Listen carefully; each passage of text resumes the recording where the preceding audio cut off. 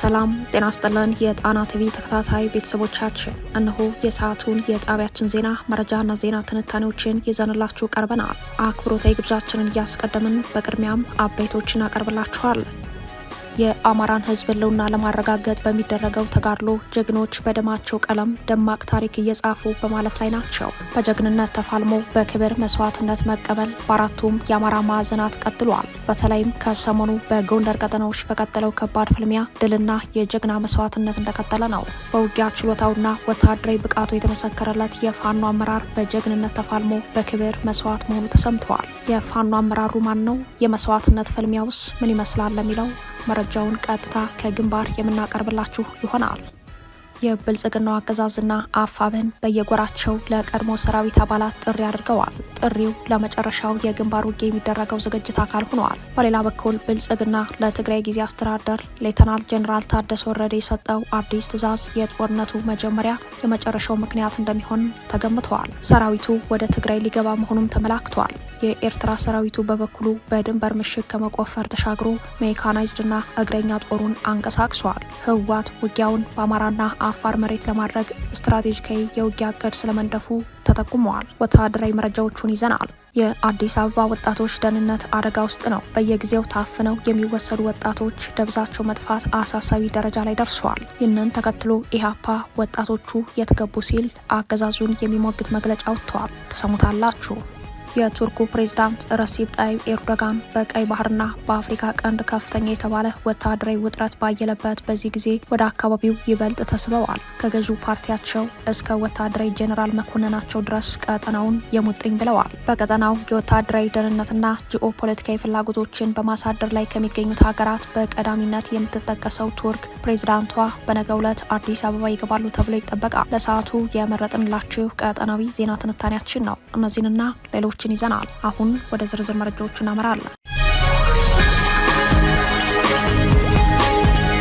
የፋኖ ኃይሎች በከፍተኛ መስዋዕትነት የታጀበ ትግል ላይ ናቸው። በተለይም በጎንደር ቀጠናዎች በቀጠለው ከባድ ፍልሚያ ድልና የጀግና መስዋዕትነት ቀጥሏል። በውጊያ ችሎታውና ወታደራዊ ብቃቱ የተመሰከረለት የፋኖ አመራር በጀግንነት ተፋልሞ በክብር መስዋዕት መሆኑ ተሰምተዋል። የአማራን ሕዝብ ህልውና ለማረጋገጥ በሚደረገው ተጋድሎ ጀግኖች በደም ቀለም ደማቅ ታሪክ እየጻፉ እያለፉ ይገኛሉ በሚል መሪ ቃል የሀዘን መግለጫውን ያወጣው አፋብን ጎንደር ጠቅላይ ግዛት እዝ ትውልድን ለማስቀጠልና ለብዙሃኑ ህልውና ሲባል ጀግኖችን መገበር የግድ በሆነበት በህልውና ትግላችን ለቃላቸው የታመኑ ጀግኖች ከጠላት ጋር ጉርምቦ ለጉርምቦ ተናንቀው መስዋዕትነትን እየከፈሉ ይገኛሉ ብለዋል። ትግሉን በደሙ ከለኮሰው አርበኛ ሸሽም ዮሐንስ ጀምሮ በ3 ዓመት ቆይታ ውስጥ ብዙ የትውልድ ፈርጦችን ገብረናል ያለው እዙ በጎንደር ቀጠና ከሚጠቀሱት ቀደምት ክፍለ ጦሮች ተርታ በሚመደበው ግዙፉ በጌምድር ክፍለ ጦር በርካታ አውደ ውጊያዎችን በከፍተኛ ጀግንነት በመምራት የሚታወቀው አርበኛ ታድሎ ወርቄ በትግል ሜዳ ስሙ አባ ጠቅል አዲሱ ትውልድ እየመነዘረ ሊጠቀምባቸው የሚችሉ ጀብዶችን ሲፈጽም ኑሮ በትናንትናው ዕለት የካቲት 8 2018 ጠላትን ሲረፈርፍ ውሎ በጀግንነት ተሰውቷል ሲል አስታውቋል። ከፍተኛ የጦር መሪው የተሰዋበት ውጊያ መነሻውን ከጭልጋ ወረዳ ጫንድባ ከተማ አድርጎ ወደ ጣቁሳ ደልጊ አቅጣጫ ጉዞ በማድረግ ላይ የነበረው የአገዛዙ ሰራዊት በፋኖ ኃይሎች በቆረጣ ከበባ ውስጥ ገብቶ ክፉኛ በተመታበት ውጊያ ላይ ሲሆን በዚህ አውደ ውጊያ በአገዛዙ በኩል በቁጥር ከ150 በላይ ሞትና ቁስለኛ ማስተናገዱ ታውቋል። በእዙ በጌምድር ክፍለ ጦርና ዞበልጃኖ ክፍለ ጦር ጥምር ኃይል መንገድ ላይ ተቆርጦ ክፉኛ የተመታው የአገዛዙ ሰራዊት በመቶዎች የሚቆጠሩ አባላቱ ሞትና ቁስለኛ በሆኑበት አውደ ውጊያ በጭልጋና ጣቁሳ ወረዳ አዋሳኝ የሚገኝ ጨውድባና ወርቅ ድባ በተባለ ቦታ ላይ ትናንት የካቲት 8 ቀን ከቀኑ 9 ሰዓት ላይ በተጀመረውና እስከ ምሽቱ 2 ሰዓት በዘለቀው ከባድ ትንቅንቅ በጀግንነት ተዋግቶ በክብር የተሰዋው አርበኛ ታድሎ ወርቄ በአውደ ውጊያው የአገዛዙ ሻለቃ አመራርን ጨምሮ 100 አለቃና ትይዩ ኃላፊነት ያላቸው አመራሮች እንዲሁም በመቶዎች የሚቆጠሩ የብልጽግና ሰራዊት አባላት ሞትና ቁስለኛ መሆናቸው በግንባር መረጃው ላይ ተመላክተዋል። በቀጠናው በ12 ቀናት ልዩነት የትናንት ውጊያ ለ4ኛ ጊዜ የተካሄደ ሲሆን ከቀደሙት 3 ውጊያዎች ይሄኛው ከፍተኛ ድል የተመዘገበበት እንደሆነ ነው የተገለጸው። የትናንቱን ጨምሮ 2 ሻለቃ 500 አለቃና 2 ሎጂስቲክ መምሪያዎች በድምሩ 9 አገዛዙ አመራሮች ከ250 በላይ ሞትና ቁስለኛ መሆናቸውን የገለጸው የአፋብን ጎንደር ጠቅላይ ግዛት እዝ የግንባር መረጃ ድሉ ከፍተኛ ነው ብለዋል። የአማራን ሕዝብ ህልውና ለማረጋገጥ በሚደረገው ተጋድሎ ጀግኖች በደም ቀለም ደማቅ ታሪክ እየጻፉ እያለፉ ይገኛል። ትውልድን ለማስቀጠልና ለብዙሃኑ ህልውና ሲባል ጀግኖችን መገበር የግድ በሆነበት በህልውና ትግላችን ለቃላቸው የታመኑ ጀግኖች ከጠላት ጋር ጉርምቦ ለጉርምቦ ተናንቀው መስዋዕትነት እየከፈሉ ይገኛሉ። ትግሉን በደሙ ከለኮሰው አርበኛ የሸሽም ዮሐንስ ጀምሮ በ3 ዓመት ቆይታ ውስጥ ብዙ የትውልዱ ፈርጦችን ገብረናል። የቀድሞው የአማራ ልዩ ኃይል አባል የነበረው አርበኛ ታድሎ ወርቄ አባ ጠቅል የህልውና ትግሉ በይፋ ከተጀመረበት ከሐምሌ 2015 ጀምሮ ከሻለቃና ብርጌድ አመራርነት እስከ ግዙፍ የበጌ ምድር ክፍለ ጦር ዘመቻ መሪነት ድረስ በብቃትና በጀግንነት እንደተፋለመ በሰራዊቱ ዘንድም ከፍተኛ ተወዳጅነት የነበረው መሪ እንደሆነ በትግል ማህደሩ ላይ ተመላክተዋል። አድማጭ ተመልካቾቻችን ከዚህ በመቀጠል የአፋብን ጎንደር ጠቅላይ ግዛት እዝ የግዙፉ በጌ ምድር ክፍለ ጦር ዘመቻ መሪ በመሆን ታግሎ ሲያታግል በነበረው አርበኛ ታድሎ ወርቄ የትግል ጀብድና የክብር መስዋዕትነት ዙሪያ እንዲሁም ሌሎች የግንባር መረጃዎችን በተመለከተ ቀጥታ ከግንባር ወደሚቀርብበት ዘገባ እናመራለን። ሰላም ጤና ይስጥልን አድማጭ ተመልካቾቻችን እንደምን ዋላችሁ። ወደ ዕለቱ የግንባር መረጃዎቻችን እናመራለን። ወደ ዕለቱ የግንባር መረጃዎቻችን ስናመራ በተለይም ከሰሞኑ የአንድነት ብስራቱ ከተበሰረ በኋላ ሁለቱ የጎንደር እዞች ማለትም አፋብን ጎንደር ጠቅላይ ግዛት እዝና አፋብን በላይ ዘለቀ እዝ በጋራ በመሆን አስደማሚ ድሎችን እያስመዘገቡ ይገኛሉ። ትንቅንቁ ዛሬም በሁሉም ቦታዎች የቀጠለ ሲሆን በፋኖ በኩል በርካታ ድሎች ተገኝተዋል። ይህ በእንዲህ እንዳለ በአፋብን ጎንደር ጠቅላይ ግዛት እዝ የተሰጠ የሀዘን መግለጫም አለን እናቀርበዋለን። አድማጭ ተመልካቾቻችን ከሰሞኑ ለበርካታ ቀናት በዘለቀው ተጋድሎ በተለይም አፋብን ጎንደር ጠቅላይ ግዛት እዝና አፋብን በላይ ዘለቀ እዝ በጋራ በመሆን በርካታ የጎንደር ቀጠናዎችን ተረክበዋል። አገዛዙ ይዟቸው የነበሩ ሰፊ የወረዳ ከተሞች እንደዚሁም በርካታ ቦታዎችን በማስለቀቅ የፋኖ ኃይሎች በተለይም የደቡብ ጎንደር ዞንን ሙሉ በሙሉ ሲቆጣጠሩ ዞን ከተሞችን በመግባት ከባድ ኦፕሬሽኖችን እየሰሩ ወጥተዋል። በማዕከላዊ ጎንደር፣ በሰሜን ጎንደር እንደዚሁም በምዕራብ ጎንደር በርካታ ድሎችም ተገኝተዋል። በርካታ ወረዳዎችን ፋኖ ለአንድና ለመጨረሻ ጊዜ መቆጣጠር ሲችል በወረታ እንደዚሁም በደብረ ታቦር ከተሞች እንደዚሁም በባህር ዳር ዙሪያ በሚገኙ ከተሞች በመግባት ታላቅ ድል አስመዝግቧል። አገዛዙ በርካታ ዘመናዊ መሳሪያዎችን አሳልፎ ለፋኖ መስጠቱን ሲያረጋግጥ በርካታ የአገዛዙ ኃይሎችም ተደምስሰዋል። በርካቶች እጅ ሰጥተዋል። የፋኖ ኃይሎች በመናበብና በጋራ በመሆን ከባድ ጀብዱ ሲፈጽሙ በአገዛዙ ላይ ከፍተኛ ምት ሲያሳርፉበት፣ በአገዛዙ ደግሞ በድሮን እንደዚሁም በተለያዩ የቡድን መሳሪያዎች የንጹሐንን ደም ማፍሰሱም ይታወቃል። ይህ በእንዲህ እንዳለ ትግል ያለ መስዋዕትነት አይሆኑምና አፋብህን ጎንደር ጠቅላይ ግዛት እዝ የተሰጠ የሀዘን መግለጫ አለ።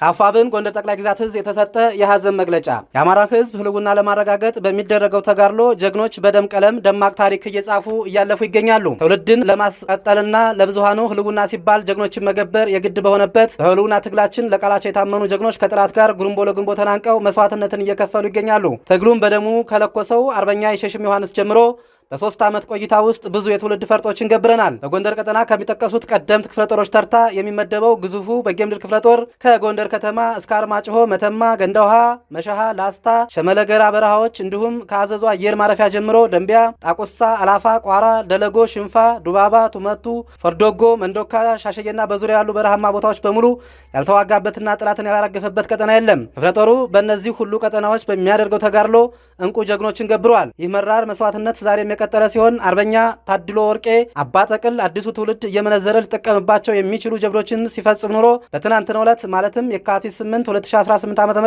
ጥላትን ሲለፈርፍ ውሎ በጀግንነት ተሰውቷል። አርበኛ ታድሎ ወርቄ አባ ጠቅል እስከ 10ኛ ክፍል ከተማረ በኋላ ገና በለጋ ዕድሜው ውትድርናን ህይወት የገባ ሲሆን የአማራ ልዩ ኃይልን በመቀላቀል የሚወደውን ህዝብ ያገለገለ የልዩ ኃይል ኮማንዶም ነበር። ይህ እየታገልና ያለው ጨፍጫፊ ስርዓት የአማራ ልዩ ኃይልን በበተነበት ሰዓት ስናይፐር ይዞ በመውጣትና ትግሉን በመቀላቀል ተወልዶ ባደገበት ምዕራብ ደንቢያ ጎራንዲ ወንበርማ አካባቢ ወጣቱን በማደራጀት እንጨጫው ሻለቃን በመመስረት ትግሉን ከለኮሱት ጓደኞቹና የትግል አባቱ አርበኛ ደረጀ በላይ ጋር በመናበብ ትግል ጀምሯል። ከጫት ከተማ በቅርብ ርቀት ራሱ በመሰረተው አንጫጫው ሻለቃ እየተንቀሳቀሰ ጨዋሂት የነበረን የስርዓቱን ኃይል በማፈራረስ ቁጥር 1 አፈጻጸምም ነበረው። እየቆየ ሲሄድ የአመራር ብቃቱ፣ የወታደር ሙያው፣ የተገራ ስነ ምግባሩ፣ የዓላማ ጽናቱ ወደ ሌላ ኃላፊነት እንዲታጭ ምክንያት ሆኖት የግዙፍ ናደው ብርጌድ ዋና አዛዥ በመሆን 1 ዓመት በላይ አገልግሏል። የብርጌድ አመራርነቱንም የነበረው ወታደራዊ ልምድ በተፈጥሮ ከተቸገረው የአመራር ብቃቱ ጋር ተዳምሮ ብርጌዱን ጥላት በስሟ ብቻ እንዲናድ አድርጎ በመስራት ብዙ የጥላት ቅስም የሰበሩ ጀብዶችን ፈጽሟል። ሙያውና የአፈጻጸም ብቃቱ ከገራገር ባህሪው ጋር ተዳምሮ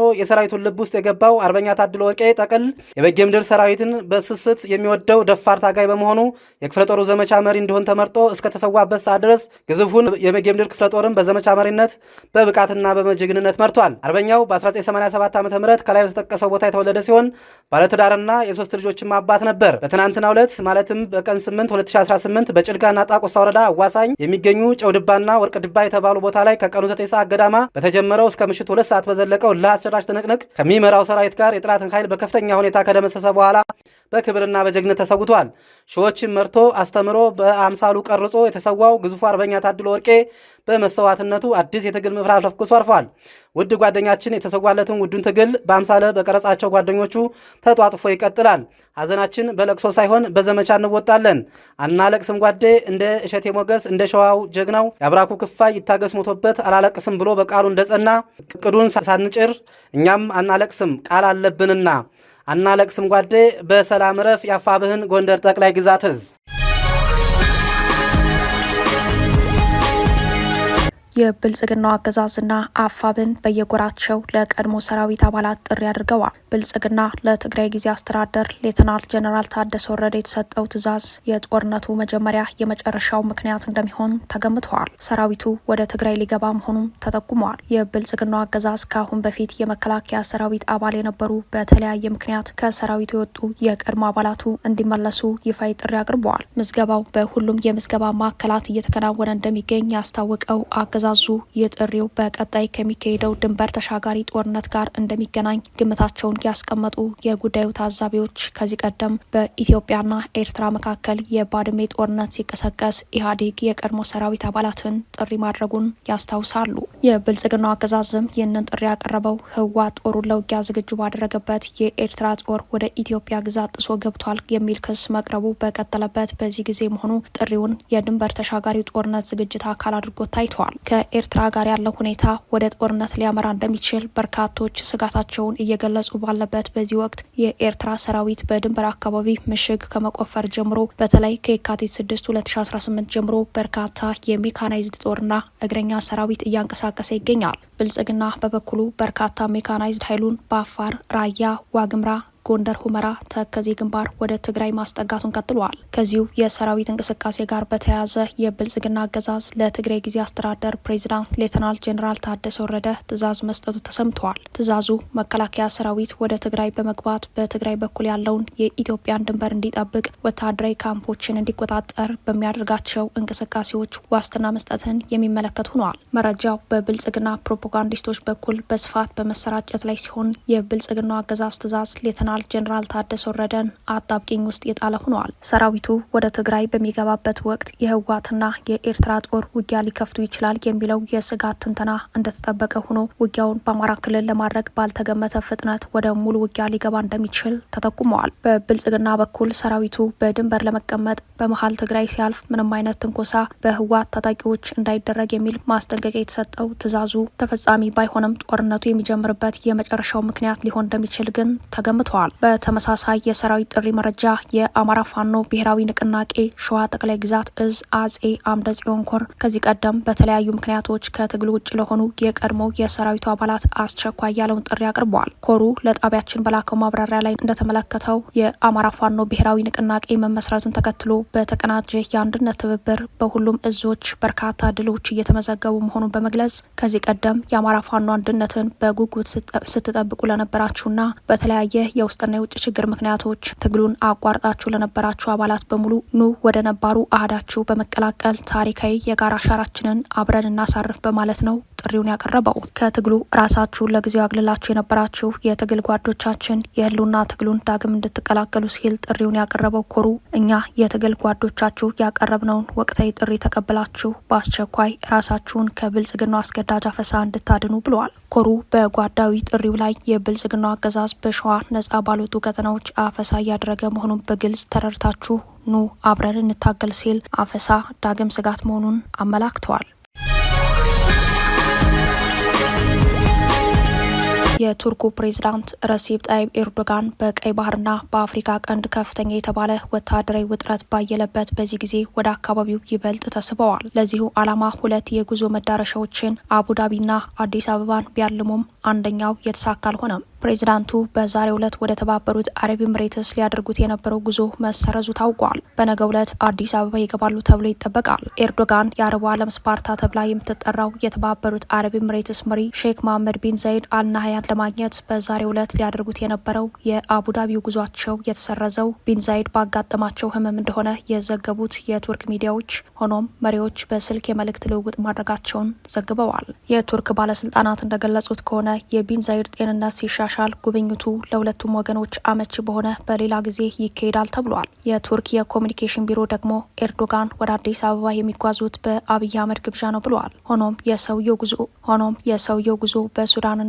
በሶማሌላንድ ጉዳይ ተልዕኮ ይዘው እንደሆነ የሚገልጹት የጂኦ ፖለቲካ ታዛቢዎች የተባበሩት አረብ ኤምሬቶችና የአብይ አህመዱ ብልጽግና በቀጠናው ያላቸው ሚና ከቱርክ ፍላጎትና አሰላለፍ አኳያ ተቃርኖ ያለው መሆኑን ያነሳሉ። ቱርክ ከኢትዮጵያ ጋር ሰፊ የሆነ የንግድ ግንኙነት ያላት መሆኑን የሚገልጹት ተንታኞች በተለይም በቴክስታይል፣ ብረት ኢንዱስትሪና ድሮንን ጨምሮ በወታደራዊ ሎጂስቲክ ግዢ ከፍተኛ የሆኑ ግንኙነቶች ያሉ ቢሆንም አሁናዊ ጂኦ ፖለቲካዊ የኃይል አሰላለፍ ላይ ከብልጽግናው አገዛዝ ጋር ተቃርኖዎች እንዳሉ ያስረዳሉ። ቱርክ ከአፍሪካ ሀገራት በተለይም ከሰሜን ምስራቅ የአፍሪካ ሀገራት ጋር ያላትን ግንኙነት ይበልጥ ለማጠናከር በሚል አምባገነን ገዢዎችን በማጠናከር ላይ እንደምትገኝ የሚያወሱት ተንታኞች የሚከተሉትን የቅርብ ጊዜ ክስተቶች ያነሳሉ። ከዚህ ቀደም የቱርክ ገዢ ፓርቲ ኤኬ ፓርቲ ከኢትዮጵያው ገዢ ብልጽግና ፓርቲ ጋር የሁለትዮሽ ስምምነት መፈራረሙ ይታወሳል። በተመሳሳይ ይኸው ገዢ ፓርቲ ከዚህ ቀደም ከሶማሊያና ጅቡቲ ገዢ ፓርቲዎች ጋር የሁለትዮሽ የትብብር ስምምነት መፈራረሙ አይዘነጋም።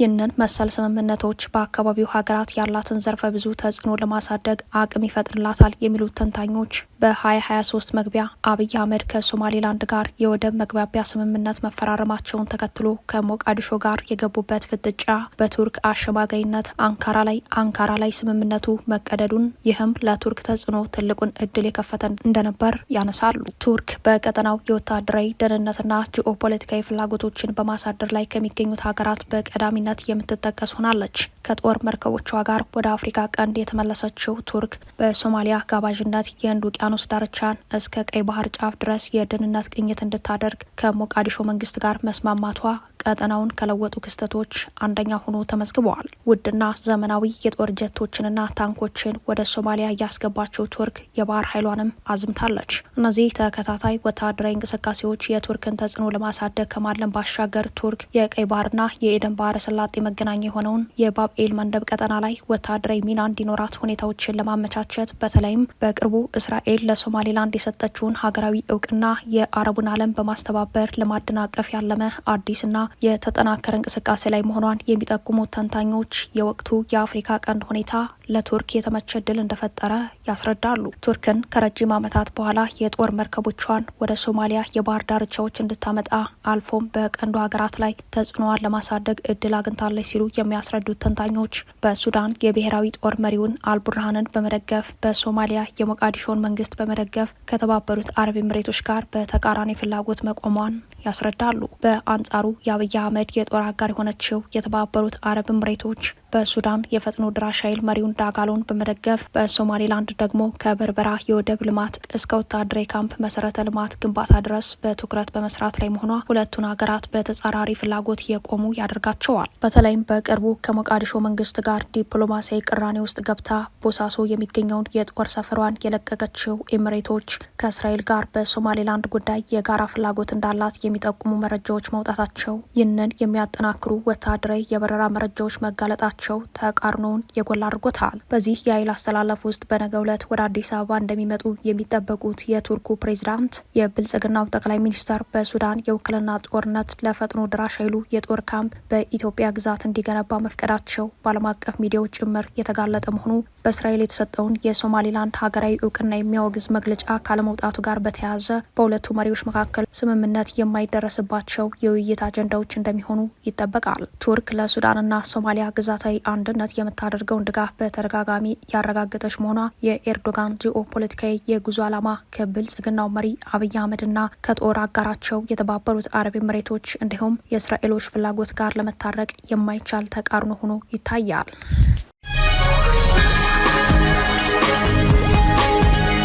የአዲስ አበባ ወጣቶች ደህንነት አደጋ ውስጥ ነው። በየጊዜው ታፍነው የሚወሰዱ ወጣቶች ደብዛቸው መጥፋት አሳሳቢ ደረጃ ላይ ደርሷል። ይህንን ተከትሎ ኢህአፓ ወጣቶቹ የት ገቡ ሲል አገዛዙን የሚሞግት መግለጫ ወጥቷል። በመንግስት የጸጥታ ኃይል ከየቤታቸው ተይዘው ከተወሰዱ በኋላ ደብዛቸው የጠፉ የአዲስ አበባ ወጣቶች አድራሻና ደህንነት አሳስቦናል ያለው ኢህአፓ አገዛዙን አፋኝ ሲል ወቅሰዋል። በአሁኑ ወቅት በሀገራችን ኢትዮጵያ ዜጎች በሕግ ጥላ ስር የመጠበቅ መብታቸው ተጥሶ ከየቤታቸው በጸጥታ አካላት ከተወሰዱ በኋላ ያሉበት ሳይታወቅ ደብዛቸው የመጥፋቱ አሳሳቢ ክስተት ቀጥሏል ያለው ኢህአፓ በተለይም ከአንድ ዓመት በፊት ከአዲስ አበባ ከተማ ተይዘው የተወሰዱ ወጣቶች እስካሁን ድረስ ያሉበት አድራሻና የደህንነት ሁኔታ አለመታወቁ ፓርቲያችንንና መላውን የኢትዮጵያ ሕዝብ እጅግ አሳስቧል ብሏል። ከአንድ ዓመት በፊት በአገዛዙ የጸጥታ አካላት ሰብአዊ ክብርንና ሕግን በሚጥስ መልኩ ከየቤታቸው ተይዘው ከተወሰዱት ውስጥ ገነት አራጌ፣ ሰብስቤ አለሙ፣ ሱራፌል አማኑኤልና ሌሎች በርካታ ወጣቶች ያሉበት ሁኔታ እስካሁን ድረስ ለቤተሰቦቻቸውም ሆነ ለሕዝብ ግልጽ አይደለም። ይህንን ተከትሎ ወጣቶቹ የት ገቡ የሚል ንቅናቄ ተጀምረዋል። ኢህአፓ በጉዳዩ ላይ ባወጣው መግለጫ ዜጎች በወንጀል ተጠርጥረው በፖሊስ ቁጥጥር ስር የመዋል ሂደትን በራሱ አይቃወምም። ነገር ግን ማንኛውም በወንጀል የተጠረጠረ ዜጋ ከአያያዙ ጀምሮ ምርመራ በሚደረግበት ወቅት ሰብአዊ ክብሩና ደህንነቱ የመጠበቅ መብት እንዳለው በጽኑ ያምናል። ይህ መብት በሀገሪቱ ሕግም በግልጽ ተደንግጓል። ሆኖም ግን በብልጽግና አስተዳደር ስር እነዚህን መሰረታዊ መብቶች እንዲከበሩ መጠየቅ እንደ ቅንጦት መቆጠር ከጀመረ ቆይቷል ሲል አፈና ያገዛዙ መለያ መሆኑን በመግለጫው ሞግቷል። ዜጎችን አፍኖ ወስዶ ለፍትህ ተቋማት ሳያቀርቡ ከዓመት በላይ ደብዛቸውን ማጥፋት ግልጽ ወንጀልና የህግ ልዕልና መናቅ ነው ያለው ኢህአፓ ይህ ድርጊት የታፈኑ ወጣቶችን ቤተሰቦቻቸውን ብቻ ሳይሆን ህግና ስርዓት እንዲከበር የሚሻውን ዜጋ ሁሉ የሚያስቆጣ ኢሰብአዊ ተግባርም ነው ብለዋል። በመሆኑም ሲል የቀጠለው የኢህአፓ መግለጫ አንደኛ ደብዛቸው ከጠፋ ዓመት ያለፋቸው እነዚህ ዜጎች ያሉበት አድራሻና አጠቃላይ የደህንነት ሁኔታቸውን መንግስት በአስቸኳይ ለህዝብና ለቤተሰቦቻቸው እንዲያሳውቅ፣ ሁለተኛ የታገቱት ወጣቶች የተጠረጠሩበት ጉዳይ ካለ ጉዳያቸው በአስቸኳይ ተጣርቶ ወደ መደበኛ ፍትህ ተቋም እንዲቀርቡ፣ ሶስተኛ በማንነታቸውና በፖለቲካ አመለካከታቸው ምክንያት በየእስር ቤቱ ታስረው የሚገኙ ፖለቲከኞች፣ ጋዜጠኞች፣ የሰብአዊ መብት ተሟጋቾች፣ የማህበረሰብ አንቂዎችና በሺዎች የሚቆጠሩ ንጹሐን ዜጎች ያለምንም ቅድመ ሁኔታ እንዲፈቱ ጠይቋል። በአራተኛ ደረጃ አገዛዙ ዜጎችን በማንነታቸውና በፖለቲካ አመለካከታቸው ለይቶ ማሳደዱን፣ ማፈኑንና ማሰሩን እንዲሁም መሰል የመብት ጥሰቶችን መፈጸሙን እንዲያቆም ኢህአፓ በጥብቅ አሳስበዋል። በመጨረሻም የወጣቶቹ ደህንነት ታውቆ ፍትህ እስኪያገኙ ድረስ መላው የኢትዮጵያ ሕዝብ ድምጹን በአንድነት እንዲያሰማ ኢህአፓ አበክሮ ጠይቋል። አዲስ አበባን ጨምሮ በተለያዩ የሀገሪቱ ከተሞች የብልጽግናው አገዛዝ ዜጎችን በማንነታቸውና በፖለቲካ አመለካከታቸው ለይቶ ከማሳደድ ባለፈ ለእስራት የዳረጋቸው በምን ሁኔታ ላይ እንዳሉ የማይታወቅ ሲሆን ከነዚህ ውስጥ እንደ ገነት አራጌ፣ ሰብስቤ አለሙ፣ ሱራፌል አማኑኤል ያሉ አያሌ ወጣቶች ያሉበት ሁኔታ እስካሁን ድረስ ለቤተሰቦቻቸውም ሆነ ለህዝብ ግልጽ አይደለም። ክቡራትና ክቡራን ቤተሰቦቻችን ለሰዓቱ የተሰናዱት መረጃዎቻችን እየተከታተሏችኋቸውን ይመስሉ ነበር። አብራችሁን ስለቆያችሁ ልባዊ ምስጋናችን ይድረሳችሁ እያለን የጣና ቲቪ ወቅታዊ ዜናዎች፣ ትንታኔዎችና ልዩ ልዩ ፕሮግራሞች እንዲደርሷችሁ ቻናላችን ሰብስክራይብ በማድረግ ቤተሰብ ሆኑ። በተሳትፎ የትግል ሚዲያው እንዲያጠናክሩ ጥሪያችን እናቀርባለን። ጣና ቲቪ ከሀቅ ጋር